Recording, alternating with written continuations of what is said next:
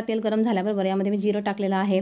जिरं जसं तडतडून वर येईल तेव्हा आपण यामध्ये टाकायचा लसूण काही सेकंद फ्राय करून घ्यायचा नेहमीप्रमाणे. व्यवस्थित फ्राय झाल्यावर आपल्या एक भाज्या या तेलामध्ये परतून घ्यायच्या आहेत. तर मंडळी, आपण ह्या बिर्याणीला ज्या भाज्या टाकत आहोत त्या अशा शिजवून घ्यायच्या नाही किंवा फार वेळ फ्राय करायच्या नसतात. फक्त या भाज्यांचा कच्चापणा आपल्याला काढायचा असतो.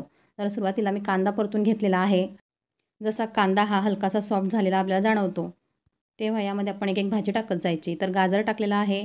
गाजर थोडं तेलात परतून घ्यायचं आणि लागलीच आपण यामध्ये शिमला मिरची टाकू. भाज्या बऱ्यापैकी सॉफ्ट झालेल्या आहेत, तेव्हा यामध्ये आपण टाकायच्या सोयाबीनच्या वड्या.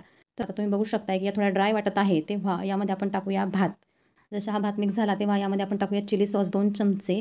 पुन्हा 1 चमचा सोया सॉस.